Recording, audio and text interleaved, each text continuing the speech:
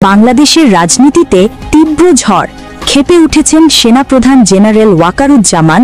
Doctor ইউনূসের বিদায় এখন সময়ের ব্যাপার। আবার নতুন অধ্যায়ের সূচনা করতে চলেছেন শেখ হাসিনা। আর তাই তো ভাবা হচ্ছিল কোথা থেকে শুরু করবেন, গোপালগঞ্জ, চট্টগ্রাম, ঢাকা, কোথা থেকে শুরু করবেন? শুরুটা হবে ৩২ ধানমন্ডি থেকে। একেবারে প্রস্তুতি সব সারা হয়ে গিয়েছে। হাসিনা ফেরার পরেই কিন্তু অন্তর্বর্তী সরকারের প্রধান উপদেষ্টা ডক্টর ইউনূস, তার উপর একটা বিরাট চাপ তৈরি হবে। দর্শক, ডক্টর মোহাম্মদ ইউনূসের উপর চরমভাবে কেঁপে গিয়েছেন সেনাপ্রধান ওয়াকারুজ্জামান। ইতিমধ্যে জানা যাচ্ছে শেখ হাসিনাকে বাংলাদেশে আনার জন্য প্ল্যান করছে ওয়াকারুজ্জামান। এমনকি শেখ হাসিনা বাংলাদেশে এসে কোথায় প্রথমে অবস্থান নেবেন, এমনকি লক্ষ লক্ষ নেতাকর্মী কোথায় জড়ো করবেন, এ বিষয়ে একটি প্রতিবেদন দেখতে পারবেন এই ভিডিওতে। 1 সেকেন্ডও না টেনে পুরো ভিডিওটি দেখবেন। চ্যানেলে নতুন হলে সাবস্ক্রাইব করে রাখবেন পরবর্তী আপডেট পাওয়ার জন্য। ভিডিওতে একটি লাইক করে দেখতে থাকুন সম্পূর্ণ ভিডিওটি।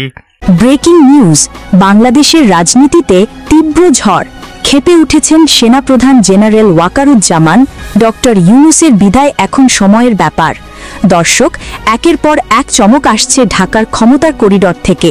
সূত্র বলছে রাষ্ট্রপতি শাহাবুদ্দিন চুপ্পু ও সেনাপ্রধান একযোগে অ্যাকশনে নেমেছেন। জুলাই সনদ, যেটিকে বলা হচ্ছিল জাতীয় ঐক্যের দলিল, এখন প্রকাশ পাচ্ছে এক বিপজ্জনক রাজনৈতিক চাল হিসেবে। বিবিসি বাংলার এক বিশেষ প্রতিবেদনে বলা হয়েছে সেনাবাহিনীর ভেতরে এখন অভ্যন্তরীণ ক্ষোভ ফেটে পড়েছে। কয়েকজন উচ্চপদস্থ সেনা অফিসারের বিরুদ্ধে গ্রেফতারি পরোয়ানা জারি হওয়ার পর ক্যান্টনমেন্টে দেখা দিয়েছে অস্থিরতা। সেনাপ্রধান ওয়াকারুজ্জামান জানিয়ে দিয়েছেন সেনাদের অপমান সহ্য করা হবে না। তিনি এখন বলছেন দেশের সম্মানী প্রথম, পদ নয়। একই সময়ে ডক্টর ইউনূসের চারপাশে তৈরি হচ্ছে চরম রাজনৈতিক চাপ। দেশের অর্থনীতি টালমাটাল, ব্যাংকিং ব্যবস্থায় বিশৃঙ্খলা, সাধারণ মানুষ টাকা তুলতে পারছে না। সবকিছু মিলিয়ে এখন পুরো প্রশাসন অবিশ্বাস ও আতঙ্কে ভরা। এদিকে রাষ্ট্রপতি শাহাবুদ্দিন চুপ্পু নীরব থাকলেও তার প্রতিটি পদক্ষেপ নজর কাটছে। গোপনে শুরু হয়েছে শেখ হাসিনাকে দেশে ফেরানোর প্রস্তুতি। রাজনৈতিক বিশ্লেষকরা বলছেন এটি ভারতের একটি কৌশলগত পরিকল্পনা। সেনাপ্রধান ওয়াকারুজ্জামান গত 12 থেকে 24 অক্টোবরের ভারত সফর বাতিল করেছেন। জানা গেছে সেনাবাহিনীতে অস্থিরতা ও বিদ্রোহের কারণে তিনি এখন ঢাকা ছেড়ে কুমিল্লা সেনাঘাঁটিতে আশ্রয় নিয়েছেন। তাকে পাহারা দিচ্ছে প্যারা কমান্ডো ইউনিট। গত সেপ্টেম্বরেই তিনি নিজের ঘনিষ্ঠ ব্রিগেডিয়ার জেনারেল নাজিমুদ্দৌলাকে উন্নত করে কুমিল্লার জিওসি করেন। এখন সেই ঘাঁটি তার নিরাপদ আশ্রয়। কিন্তু প্রশ্ন হচ্ছে, সেনাপ্রধান যখন নিজেই নিরাপত্তাহীন, তখন দেশের নিরাপত্তা কার হাতে? সেনাবাহিনীর ভেতরে চলছে তীব্র বিভাজন। কেউ বলছেন এটি রাজনৈতিক প্রতিশোধ, কেউ বলছেন এটি ক্ষমতার শেষ লড়াই। কারণ যেদিন 25 জন সেনা অফিসারের বিরুদ্ধে মামলা হয়, সেই দিনই সেনাদের মধ্যে শুরু হয় বিদ্রোহ। মেজর জেনারেল আমির হাকিমুজ্জামান এক সংবাদ সম্মেলনে বলেন 15 জন কর্মকর্তাকে হেফাজতে নেওয়া হয়েছে। এরপরই সেনা সদস্যদের মধ্যে ছড়িয়ে পড়ে ক্ষোভ। তারা ঘোষণা দেন, আমরা বিদ্রোহ করছি কারণ আমাদের ভাইদের মুক্তি চাই। ঢাকায় অস্থিরতা বাড়তেই ওয়াকারুজ্জামান রাজধানী ছেড়ে পালাতে বাধ্য হন। রাষ্ট্রপতির সঙ্গে তার যোগাযোগ বিচ্ছিন্ন এবং এখন তিনি কার্যত বন্দী অবস্থায়। বিশ্লেষকরা বলছেন এই পরিস্থিতির জন্য দায়ী জুলাই সনদ, কারণ এই সনদই দেশের সেনা, রাজনীতি ও প্রশাসনের মধ্যে গভীর ফাটল তৈরি করেছে। বিদেশি শক্তির ইঙ্গিতও অস্বীকার করা যাচ্ছে না। যুক্তরাষ্ট্র, ভারত ও পাকিস্তান 3 দিক থেকেই চলছে টানাপোড়েন। কেউ বলছেন এটি এক নতুন ভূ রাজনৈতিক খেলা, আর এই খেলার মাঝে বাংলাদেশ যেন দাবার ঘুঁটি। দেশের অর্থনীতি এখন ভয়াবহ চাপে। সাধারণ মানুষ 5,000 টাকাও তুলতে পারছে না ব্যাংক থেকে। রাষ্ট্রের উচ্চ পদস্থদের প্রতি মানুষের আস্থা ভেঙে পড়েছে।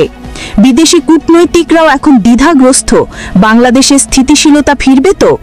রাজনীতি, সেনাবাহিনী, রাষ্ট্রপতি ও বিদেশি স্বার্থ, 4টি কেন্দ্র এখন পরস্পরের মুখোমুখি। পরিস্থিতি যে কোনো মুহূর্তে বিস্ফোরণের দিকে যেতে পারে। দর্শক, এই মাত্র পাওয়া আপডেট, শেখ হাসিনাকে ফিরিয়ে আনতে গোপন বৈঠক চলছে ঢাকায়। রাষ্ট্রপতি শাহাবুদ্দিন ও সেনাপ্রধান ওয়াকারুজ্জামান দুই ভিন্ন মতাদর্শের হলেও ডক্টর ইউনূসের বিদায় নিয়ে একমত হয়েছেন বলে সূত্র জানিয়েছে। সব মিলিয়ে বাংলাদেশ এখন এক ঐতিহাসিক সন্ধিক্ষণে। আগামী 7 দিন হতে পারে দেশের রাজনৈতিক ইতিহাসের সবচেয়ে বড় টার্নিং পয়েন্ট। তাই চোখ রাখুন পরবর্তী ব্রেকিং আপডেটে। এটি ছিল বাংলাদেশ থেকে সর্বশেষ রাজনৈতিক সংবাদ। আমি বিদায় নিচ্ছি, আবারও ফিরব নতুন আপডেট নিয়ে। ব্রেকিং নিউজ শিরোনাম: কপালপূর্ণ ডক্টর ইউনূস, শেখ হাসিনার মতো কি হবে তারও পরিণতি? সরাসরি ঢাকা থেকে। দেশের রাজনৈতিক আকাশে এখন এক ভয়ঙ্কর ঝড় সূচিত হতে চলেছে। সাম্প্রতিক ঘণ্টাগুলোতে সেনাবাহিনী, অন্তর্বর্তী সরকার ও রাজনৈতিক দলগুলোর মধ্যেকার সংকট এমন এক পর্যায়ে পৌঁছেছে যেখানে বিস্ফোরণের মতো পরিস্থিতি কেবল সময়ের ব্যাপার বলে নির্দেশ করছে নিরাপত্তা এবং কূটনৈতিক সূত্রগুলো। সেনাপ্রধান ওয়াকারুজ্জামান এবং প্রধান উপদেষ্টা ডক্টর মুহাম্মদ ইউনূসের দুই কন্দরের মধ্যে টানাপোড়েন তীব্র।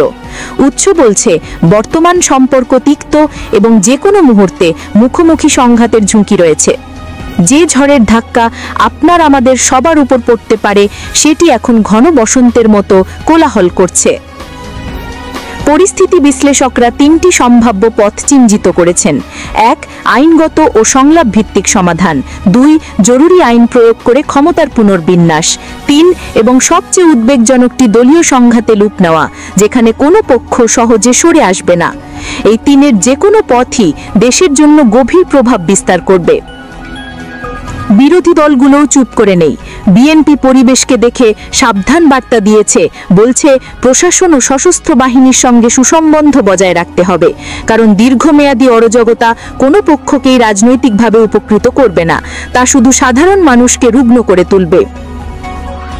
আন্তর্জাতিক ক্ষেত্রেও সংকেত পাওয়া যাচ্ছে।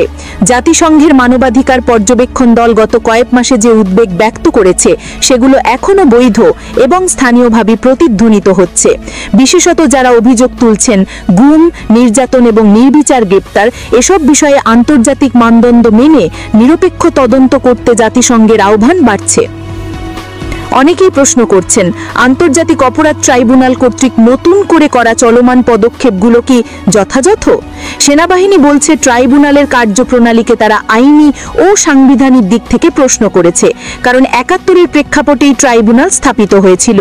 এখন যে ঘটনা এবং অভিযোগগুলো উঠছে সেগুলোকে একই মাপকাঠিতে টেনে আনলে কর্তৃপক্ষের অভিযোগ এগুলো অবিচ্ছিন্নভাবে বিচার করা উচিত। বিশেষ করে 15 জন সেনা কর্মকর্তার মামলা চিফ প্রসিকিউটর তাজুল ইসলাম যে নির্দেশ দিয়েছেন তাদের দ্রুত আদালতে হাজির করার জন্য, সেই ব্যাপারটি এখন দেশের সেনা সামাজিক ভারসাম্যে বড় দ্বন্দ্ব তৈরি করছে। সেনাবাহিনী এই বিষয়টা গ্রহণে অনীহা দেখিয়েছে এবং এই অমীমাংসিত অবস্থাই উত্তেজনাকে আরও বাড়িয়ে তুলছে। একই সময়ে প্রবাসে থাকা রাজনৈতিক নেতা শেখ হাসিনার প্রত্যাবর্তন সংক্রান্ত গুঞ্জন তীব্র। কূটনৈতিক সূত্রের খবর, প্রায় 39 থেকে।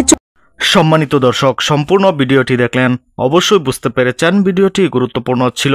দর্শক, এই ভিডিওতে যে তথ্যগুলো আপনারা পেয়েছেন এ বিষয়ে আপনাদের মূল্যবান মতামত অবশ্যই কমেন্টে জানাবেন এবং পরবর্তী আপডেট ভিডিওগুলো সবার আগে পেতে চ্যানেলটিকে এখনই সাবস্ক্রাইব করে রাখুন।